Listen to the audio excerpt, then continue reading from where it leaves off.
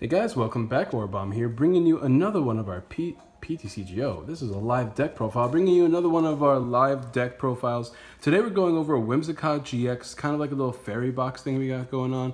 Although when there's not as many good fairy type attackers, but Whimsicott's a really cool, really annoying attacker, and we're gonna go over this deck profile today. I actually had a lot of fun playing this one. I mean, I didn't really get to abuse the Whimsicott's ability in that video as much as I would like, but it was a really fun deck to play anyways. But yeah, before we get to the video, don't forget, dude, I've been hearing word about you and that like button, and I hear that she's a fan. She likes you. Don't forget to hit that like button if you haven't already. Subscribe if you want to see more of this set's all sorts of deck profiles and games. We're using this sets before the set officially comes out, and lots of PTCGO content when their set does officially come out. And I think I found that glary spot again. I tried to wait till it was the middle of the day so I can get more natural lighting, but it's still glaring. And answer the common question of the day for a chance to win a couple of codes, being who's your favorite fairy type Pokemon? Fairies are like, I mean, like, obviously when Togekiss became a fairy type, it was like instantly fairy was like my top favorite type. Beforehand it was ice, even though I didn't have any favorite ice type Pokemon. I thought ice was one of the coolest types. But now there's Alolan Ninetales, who's also fairy and ice. So as you can imagine, I'm a big fan of fairy types. I'm waiting for my Togekiss GX or my Togekiss Honchkrow tag team. I'm waiting for it. I see you, Pokemon. Hook me up, buddy. But let's go over the deck profile. No more stalling. We're playing 4 Cottony. Doesn't matter which Cottony you're using. I'm using this one because it reduces damage, but the other one has continuous tumble, which does 10 for each flip until you get tails, of course. And then, of course, the name of the game, Whimsicott. Now, I will say off the bat, I think you need 4. I don't think 3 is enough because in the games that you guys saw me play, I was having a hard time finding the Whimsicott. So I feel like because of that, 3 is probably in order. Oh, I see why there's glare. There's this light on over here that doesn't need to be on. Let's see. They might have dimmed it a little bit, but there's probably less glare now. A little bit less at least. There's like a light immediately above where I record. Although I can't seem to...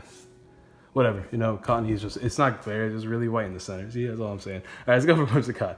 190 HP stage 1, pretty low on the HP department, but really annoying ability in Fluffy Cotton. Let's go ahead and read it together. If this Pokemon would be damaged from an attack, flip a coin. If heads, prevent all damage. So it doesn't prevent the effects of attacks, but it does prevent the damage. Now keep in mind, I don't mention this in all my videos, but because I record this on my phone, I don't have a proper camcorder yet. I actually don't record on a mic. So I'm recording directly with the phone microphone. So if there's any audio issues, I do apologize. My TCGO videos are all recorded on a professional mic, but my matches all are recorded on professional mic. So I do apologize ahead of time if there's some audio issues. But that's Whimsicott. Its attack does 30 damage, 10 damage plus 30 more damage for each energy attached to this Pokemon. So you can imagine things like that triple energy, DCE, and fairies. Obviously you need that fairy energy. Can really rack up damage with this thing, so that's pretty cool. And then we got Toy Box GX, just like Metagross GX. Pick any 5 cards from your deck and put them into your hand. 1 retreat, not bad. Weakness to metal, pretty good right now. It's a pretty good weakness right now because right now, it looks like fire is going to be taking over the format. Reshiram Charizard's really strong, as well as a Bucephalon, both non-GX and the GX version. And then like Welder, it makes all sorts of different fire type decks possible. So that means there's probably less metal in format, which means it's better for fairy types right now, right? So that's pretty cool. Looks like I have to make this video quick. My battery's on low. So yeah, I believe that's what it says, right? Search your deck for up to 5 cards and put them into your hand. Yep, that's off your deck. So it's pretty cool. Dark Resistance is nice too for Zoroark. And that's that. Pretty cool attacker, pretty annoying, hard to take down. So that's why we're playing that. And because it's hard to take down, we want to take full control of the board. So we are playing a 2-2 line of Cutie and a Cutiefly and Ribombee. This is the only Cutiefly I had. I think the other one is better, the one that prevents damage. I think this one doesn't do that. Yeah, this one's heal 30 damage from one of your Pokemon. Not a bad attack either. Maybe I think the other one's a little bit better though, because preventing damage onto yourself could be pretty useful.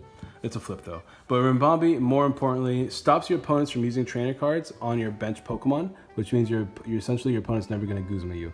As long as this Pokemon is on your bench, all Pokemon, whenever your opponent plays a supporter card from their hand, prevent all effects of that card done to your fairy Pokemon in play. So all effects of supporter cards do not work on fairy types as long as it's on your bench, which means the only way for them to switch you is like Counter Catcher and I guess Escape Rope, but they can never Guzma you, which is very strong because that means you can always retreat safely onto your bench. And this time it's like really safe instead of just, you know, kind of safe, you know what I'm saying? So it's pretty nice. We're playing one baby Cleffa. I really wanted to show off this card. I don't know if I like it very much, but it's definitely nice. It's not like bad per se, because of Rimbombi, meaning that you have potentially, you get to essentially tell your opponent, I get to choose when you're going to take a prize, not you. You're not going to Guzman take a prize when I don't think you will. I'm going to let you take the prize whenever I feel like it's appropriate. That means you don't mind playing this Cleffa as like an added potential draw supporter that could, draw support I should say, that is most likely going to be knocked out, but regardless you can use this turn 1. So what it does is that during your turn, you may flip a coin. If heads, shuffle your hand into your deck, then draw 6 cards. So it's like a Cynthia, but if you flip tails, nothing happens, but regardless, you'll have to end your turn.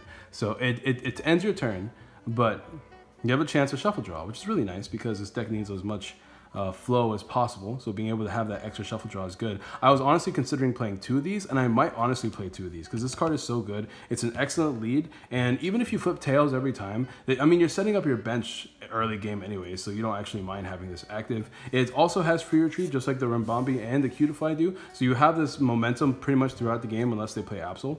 So I do really like the Cleffa.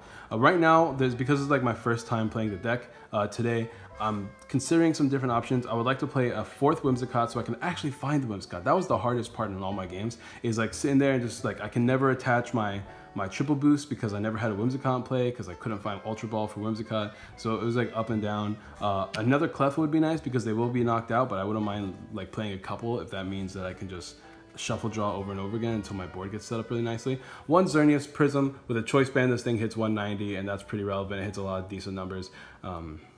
190 is just good. It's a non-GX attacker that can hit 160 raw, so it can help you in the 2 KO. And whenever you switch this to card active during your turn, whether it's through an item or retreating or whatever, you can move as many fairy energies as you like from your Pokemon to this active Pokemon. So if you want to like potentially Acerola but not put all the fairy energies back in your hand, you can switch that Pokemon and switch the Xerneas active, move all the fairy energies from that Pokemon onto the Xerneas, and then Acerola that damaged Pokemon. So it's pretty handy for that reason. And even if you like manually retreat, it will still work as well. I'm just double checking all the text in the card to make sure I'm not speaking wrong or anything like that. And then last but not least, Gardevoir and Sylveon GX. We will be playing a deck focused on this card, but because I'm rouletting what matchups happen, I decided just to play this and just play this first. Maybe I should have played this first, but expect this deck to come up soon. Don't worry about that. So Gardevoir and Sylveon GX, I guess we'll go over the specs right now. 260 HP, tag team. For this match in particular, we're really only using it for Fairy Song. We don't play enough energies to use Miracle Magic GX, and for that reason, I'm not too worried about it. But Fairy Song is really strong. Attach 2 fairy energies from your deck to your bench Pokemon in any way you like. That's a really strong attack. Just really sets up your board early game, as you guys saw in the matches that we played yesterday. So it's really strong for that. Kaleidostorm does 150, and you can move your fairy energies however you like on the board. So like the game plan is essentially Fairy Song, put a bunch of energies on the board, Kaleidostorm, move them all to yourself, and then Miracle Magic GX, it does 200 damage. And if you have 3 extra fairy energies attached to this Pokemon,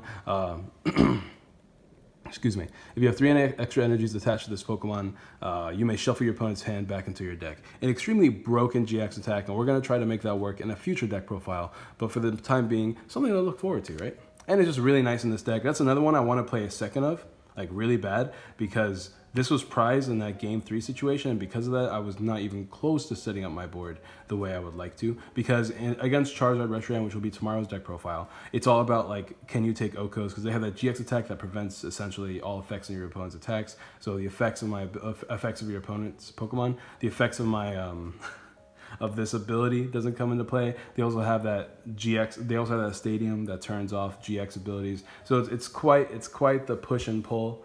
So you want to try to set up for Okos. That's not what you're going to be doing in a lot of games, because usually you're just going to have the 2 KO game if they can't Oko you in return, and then just play your Acerolas and stuff. But it's the whole thing is that the deck can adjust to whatever matchup you're playing, just because this ability is so stupid. So maybe a second one of you, and a 4th Whimsicott. If you can make space in this deck, let me know, because I feel like it'd be a really nice addition. More Pokemon equals more leads, less mulligans, and more consistency. Let's go over the items. The deck is fairly simple. There's not anything too complicated about the rest of this deck. 4 Ultra Balls. I guess we'll put it over here where there's less glare. 4 Ultra Balls, 4 nest balls, 1 rescue stretcher as far as trainers go. That's about it, really. Nothing else I really want to play in this deck. As far as tool goes, 2 muscle dumbbells, giving us that 230 HP, I believe, because it's plus 40, right? Yeah, plus 40 HP. So you have 230 HP. Could help against some matchups for sure. Not to mention just overall tankiness helps your Acerola plays quite a bit. So I do like this. 1 choice band, like I mentioned, Xerneas likes a choice band. Another card I want to play more of, but usually more than often than not, I'm attaching the muscle dumbbells, the bodybuilding dumbbells, to the Whimsicott. I'm sorry if you hear any background noise either. I'm recording in my kitchen right now, like I always do with these deck profiles. And then as far as stadiums go, 2 Viridian Forests. I'm really only playing the 2 Viridian Forests because 1, like I mentioned earlier, we want to attach every turn in this deck, so having Viridian Forest helps a lot. And 2, I need a counter stadium because that new Power Plant Stadium turns off my ability, and I don't want my ability off, I want my ability on. So we're playing 2 stadiums as well as 1 Wondrous Labyrinth. Just being able to disrupt our opponents as far as energy attacking is just really, really strong. Fairy decks all need to play this card because this card is absolutely broken. And then just like the trainer cards, the supporters are fairly simple as well. Extremely simple, actually. 4 Cynthia, 4 Lily, 3 Guzma, 3 Acerola, and then a couple 1-ofs.